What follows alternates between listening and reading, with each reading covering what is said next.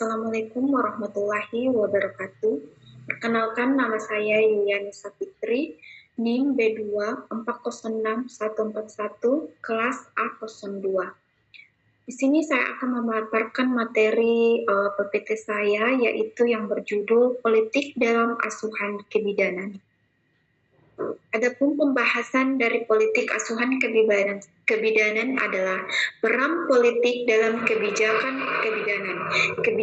Kebijakan kesehatan ibu dan anak seperti program keluarga berencana, KB, dan layanan ANC adalah hasil keputusan politik yang bertujuan menurunkan angka kematian ibu, AKI, dan bayi AKB.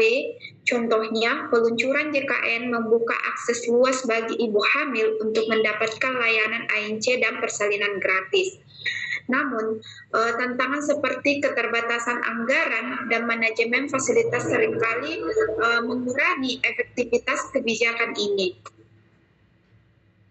Tantangan dalam implementasi kebijakan. Yang pertama, kesenjangan geografis. Daerah terpencil seringkali kekurangan bidan dan fasilitas kesehatan. Kemudian, beban kerja bidan. Implementasi program kesehatan ibu dan anak tanpa dukungan yang memadai menimbulkan tekanan tinggi bagi bidan. Kemudian yang ketiga, politik lokal. Kebijakan daerah yang tidak sinkron dengan kebijakan nasional dapat menyebabkan ketimpangan pelayanan. Rekomendasi untuk mengatasi tantangan. Nah, adapun rekomendasi untuk mengatasi tantangan ini, yang pertama adalah penguatan advokasi kebijakan. Organisasi profesi kebidanan seperti IBI harus aktif menyuarakan kebutuhan tenaga bidan dalam perencanaan kebijakan. Kemudian pemerataan sumber daya. Pemerataan pusat perlu memastikan distribusi tenaga bidan dan fasilitas kesehatan yang adil. Kemudian pendidikan politik untuk tenaga kesehatan, meningkatkan pemahaman bidan tentang dinamika politik untuk mendukung advokasi kebijakan yang lebih baik. Kemudian peran perempuan dalam asuhan kebidanan.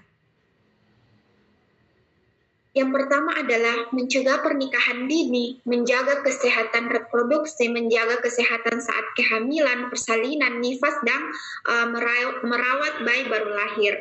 Menjaga asupan nutrisi, meningkatkan pengetahuan tentang kesehatan, kemudian membantu dan memotivasi perempuan lain untuk bersama-sama menjaga kesehatan keluarga dan masyarakat. Kemudian berperan aktif dalam kegiatan-kegiatan yang diselenggarakan oleh petugas kesehatan.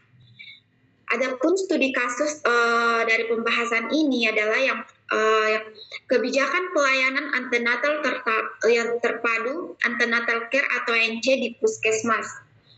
Seorang bidan di puskesmas menerima keluhan dari ibu-ibu hamil mengenai kurangnya layanan ANC terpadu. Mereka mengungkapkan bahwa kunjungan ANC sering tertunda akibat keterbatasan alat dan tenaga kesehatan. Meskipun program ANC telah diatur dalam kebijakan nasional, bidan bertugas mengatasi masalah ini dengan berkoordinasi dengan pihak manajemen dan mengikuti pedoman kebijakan kebidanan. Adapun SOP-nya yaitu pertama, data subjektif. Keluhan, pasien hamil mengeluhkan antrian lama saat pemeriksaan ANC di puskesmas. Yang kedua, tidak semua pemeriksaan ANC terpadu seperti USG, tes darah tersedia sesuai jadwal. Kemudian yang ketiga, ibu merasa layanan ANC tidak sesuai dengan kebijakan pelayanan kesehatan. Adapun riwayat kejadian, pasien mendengar dari sosialisasi bahwa pemeriksaan ANC terpadu harus tersedia di fasilitas kesehatan primer, namun merasa pelaksanaannya kurang optimal.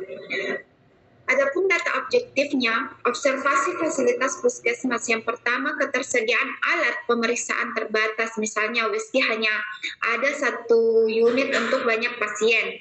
Kemudian tenaga kesehatan terbatas dengan hanya 2 bidan melayani 50 pasien per hari. Ketiga, beberapa pasien tidak mendapatkan pemeriksaan darah atau screening lanjutan karena keterbatasan waktu dan tenaga. Adapun riwayat kejadian, kebijakan yang relevan. Berdasarkan kebijakan nasional, Permenkes tentang standar pelayanan kebidanan ANC harus mencakup pelayanan lengkap, anamnesa, pemeriksaan fisik, laboratorium dasar, dan konseling. Asesmen, masalah utamanya yaitu implementasi pelayanan ANC terpadu belum optimal akibat keterbatasan sumber daya SDM atau SDM alat. Yang kedua itu penyebabnya. Adapun yang pertama, kurangnya tenaga kesehatan dibandingkan jumlah pasien, kemudian keterbatasan alat pemeriksaan khusus USG laboratorium, kemudian kurangnya alokasi anggaran untuk mendukung kebijakan kebidanan di tingkat pelayanan primer. Planning, intervensi internal di puskesmas yang pertama, melakukan jadwal kunjungan ANC secara terorganisir untuk mengurangi antrian pasien. Memprioritaskan pasien risiko tinggi dalam pemeriksaan. Yang ketiga, membuat laporan kebutuhan tambahan sumber daya manusia dan alat kepada kepala puskesmas untuk mengajukan ke dinas kesehatan. Kemudian peningkatan kebijakan lokal. Yang pertama, mengusulkan program pelatihan dan perekrutan bidan tambahan melalui anggaran daerah. Kemudian mengajukan pengadaan alat tambahan melalui program GKN atau alokasi dana pemerintah daerah. Edukasi yang harus diberikan kepada pasien. Yang pertama, memberikan informasi kepada pasien tentang pentingnya ANC dan proses pelayanan kesehatan. Kemudian yang kedua, melibatkan kader kesehatan untuk membantu edukasi dan screening awal. Pemantauan dan evaluasinya. Yang pertama, melakukan audit bulanan untuk mengevaluasi efektivitas program ANC. Yang kedua, berkoordinasi dengan dinas kesehatan dan pemerintah daerah untuk memastikan pelaksanaan kebijakan nasional dapat terpenuhi. Baik, sekian dan terima kasih. Itulah tadi hasil presentasi dari PPT dari saya. Lebih dan kurangnya mohon dimaafkan. Sekian dan terima kasih. Assalamualaikum warahmatullahi wabarakatuh.